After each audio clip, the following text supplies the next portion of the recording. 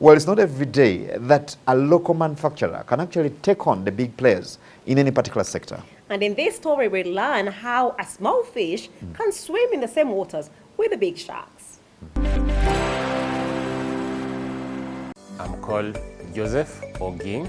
I'm the Managing Director of Bento Industries Limited, the company that manufactures the Bento brand of paints. We are manufacturing emulsion paints and oil-based paints. I conceived this idea of starting a paint manufacturing company in the year 2018 after I completed my business training, Enterprise Uganda. It had always been my wish to be involved in manufacturing, especially in the housing sector. And I particularly picked interest in paint. I love nature. Paints are part of nature. So we have been in this process since 2018. And we launched into the market at a very critical time in our lives or in our country when we got locked down. However, with the easing down of the lockdown, we are back into our operations. We supply Bento Paint to hardware dealers across the country. They are our target customers.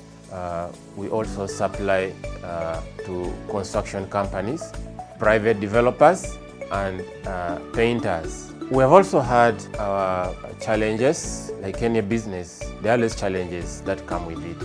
One notable challenge is the lack of trust by our countrymen and women of products that are manufactured by Ugandans. Our people have the attitude that the foreigners offer best products. Even if our products are certified by UNBS, using the same parameters that they use to certify the products manufactured by foreigners, but because we happen to be black, some of our people think that the foreigners offer the best, which is not true. We have come on board to educate our people, to sensitize them, and to assure them that, look, our paint is one of the best you can find in the Ugandan market. Qualities of our paint or characteristics that sets it apart is the ability to resist the extreme weather conditions. If you subject our paint intensive extreme heat or extreme cold, it will not fade. We are moving towards expanded market visibility and availability, as we try our best to ensure that in a few years from now, Bento Paint will be a leading brand, not only in East Africa, but Africa as a whole. We have therefore decided to acquire a big chunk of land at Matuga, measuring about 25 acres, for expanded factory, so that we are able to construct bigger warehouses to accommodate bigger machinery. We are attracting high caliber scientists to work with us to handle the most critical departments of production, research, and innovation. We are competing with multinationals in the paint sector. The tax regime benefits foreigners much more than the local manufacturers. We are not given tax incentives. Here, when you're manufactured in Uganda, you are on your own. But our competitors are given tax holidays for as more as 25 years. At this point, I would actually now implore our government, our people in authority, to ensure that the local manufacturer is equally treated in the same way as a foreigner is treated. There is always something good to learn from a competitor. We have discovered one thing, that for you to survive and float on the market, you must produce a high-end product. Well, if there's anything that the tough times have taught us, is that we can't do business the way we've always done business. So do you want to grow mangoes? Here's a step-by-step process on how to go about it. My name is Ep11. I work with Polamix Farm. I'm the farm manager. When we are starting to plant the fruits, we just make a hole, and then we bring the cow dung, we put on the hole, and then we replant our mangoes. So the manure we are using, we only use the cow dungs and the one for the pigs. Yeah, and goats also. We are using manure from these animals we are keeping. So we don't use other fertilizers. So when we come to an idea, we planted this piri-piri.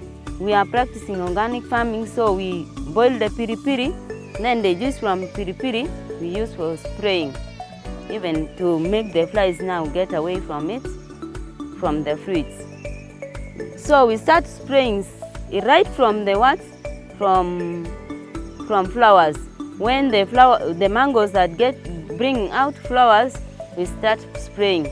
So when the mangoes are coming out and now they are yielding, they are coming big, they are coming to their maturity time, so we shall not stop this spraying, we just continue spraying. Yeah, the bottles, this one we put the bottles only to trap the flies. The spacing occurred within 5 to 5 meters. But we have come to a new idea. We are now spacing 5 to 10. When you are planting, you have to do spacing because in the time of weeding, you have to weed when the spacing is enough for you, and the light, and even there is light needed in the spacing for the plants growing. At first, we planted several varieties, but at the moment, we have looked at the good ones, the more which can bring for us more money and which can come out with good fruits and we can make more money for us. So the ones which are good, I think that the Boribo, Red Apple, Bire, and more so others. The post-pandemic period has triggered a cultural change that we also see getting into the spaces that we explore. After being locked down for over 2 years and being isolated in our own spaces, we want to open up our homes to new people. And indeed, this time we want to do it for business because you can actually have that space taken up by someone who needs it at that particular point. And today we bring you a story of young men that have come up with an innovation to just make that happen. The TwoBio platform, it's the first Africa-focused online travel marketplace. What we mean by that, it is a platform that has been built by Africans, because our team is a team of about 8 young men and women who are all Ugandans. And it has been built by Africans because we understand what the African wants and how the African wants to travel. And also it is majorly focused on showing people the different unique experiences that can be done in Africa and the accommodations to solve the accommodation gap that Africa has, especially Uganda. So a brief background of how we started is when one of my founder, CEO Namanya Brian, was in Kenya, and he had gone for a conference under the Ministry of Gender. He looked for what to do during his free time, and one, he couldn't find it. Two, he had to check through so many websites of different travel companies to find what to be done. Yeah? And on finding what to be done, he found that the things were really expensive because most of them were focused on safaris. And as you know, safaris are really expensive, like in Kenya, yeah, for a normal average young Ugandan youth. Yeah? So that rang a bell because the same problem he faced is the same problem that even here travelers face in Uganda. Yeah? And on coming here, he sees that one, it's hard for someone to find what to do and they don't know where to find it. Yeah? Then second, the people who are earning from the tourism industry, because Uganda is the pearl of Africa, right?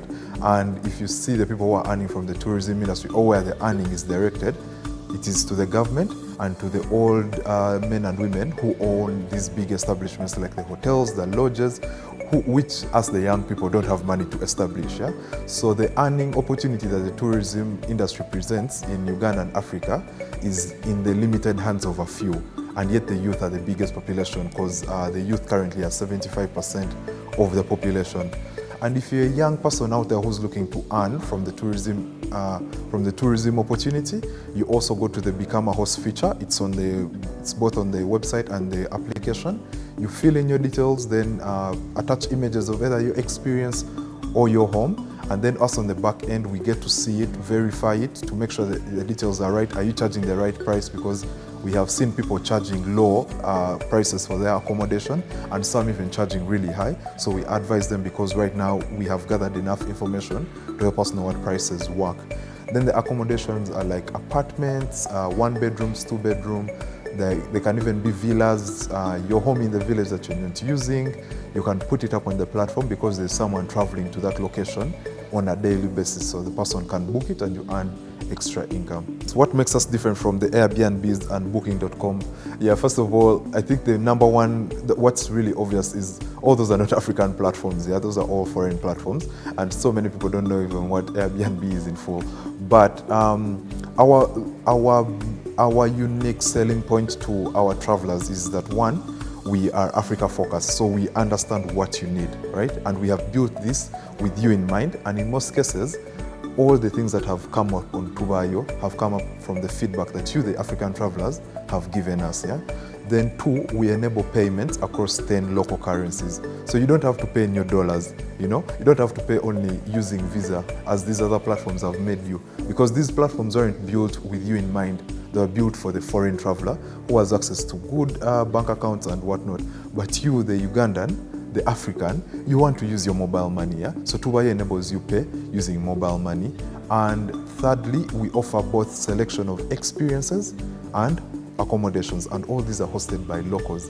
Yeah. So some of the milestones that we have had, we started out in 2019, and first business came in July, and we have done over 200. We have done over 200 bookings in a single week. And then we did things like fill up the Uganda Airlines when it had just been revamped, which brought the attention of the Uganda Airlines management to know who are these young people who want to fill out the whole airline. Yeah? And we have the number of people who are earning from the platform is a big milestone for us, because as we speak right now, we have created over 1,000 direct jobs, and those are the people who are earning directly from us. And we all know tourism and the ripple effect it has in the economic benefits, because that homeowner has a house helper, has an askari, has a cleaner, you know. So for each 1,000, we take it to an average that employs at least 3 people. So meaning if we have created 1,000 direct jobs, it means that can easily be translated to 4,000 jobs that we have created through the use of technology. Yeah? Oh, this is the end of the show. To the guys behind the camera, thank you so much for making this happen. To our viewers back home, you are very special. And of course, I would like to add the partners that are supporting us and are making this show happen. Of course, businesses are going constant, like we always say. Let's keep this going. Visit us on the digital channels that are running on your screen. Again, it is Money and Markets, and we are glad you've been watching.